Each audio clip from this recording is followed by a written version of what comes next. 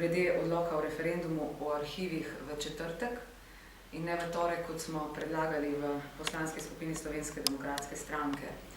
S tem so načrtno povzročili, da je izjemno malo možnosti, da se izpelje referendum skupaj z volitvami v Evropski parlament, pa čeprav se vsi v koaliciji še kako dobro zavedajo, da bi bila to najboljša možna rešitev. Naj opozorim, da bi se predsednik Državnega zbora moral pri sklicu seje vzdržati vsakršnih dejanj, ki kakorkoli onemogočajo oziroma ovirajo možnost, da na referendum pride čim večje število ljudi. Že večkrat je bilo pojasnjeno, da če bi bil referendum izveden skupaj z volitvami v Evropski parlament, potem bi to pomenilo najnižje stroške in tudi najvišjo udeležbo, ki pa je potrebna, če želimo zadostiti kvorumu, ki je določen za to, da nek referendum na koncu tudi uspe.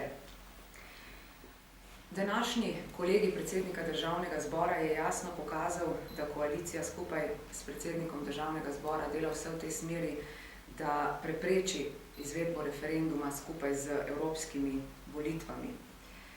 Gre za zlorabo postopka, saj tudi iz obrazložitve odločbe Ustavnega sodišča izhaja, da mora Državni zbor narediti vse, da bi se lahko referenduma udeležilo čim večje število ljudi. Vendar pa moram tukaj opozoriti, da kljub vsem tem preprekam, ki nam jih povzročajo v koaliciji, vendarle obstaja še ena, sicer bolj teoretična možnost, da referendum vendarle izpeljemo skupaj z evropskimi volitvami. To pomeni, da moramo za sejo Odbora za kulturo pripraviti amandma na naš odlok, tako da začne odlok veljati še isti dan z objavo v Uradnem listu in ne šele naslednji dan z objavo v Uradnem listu, kot smo prvotno predvidevali v odloku. Da plastično pojasnim, kaj to pomeni. Če je odlok objavljen 24. aprila v Uradnem listu, potem je referendum lahko še vedno 25. maja. Ukolikor bo odlok objavljen v Uradnem listu 25. maja oziroma 25. aprila, potem ne moremo več izpeljati postopkov na način, da bi bil lahko referendum izveden 25. maja.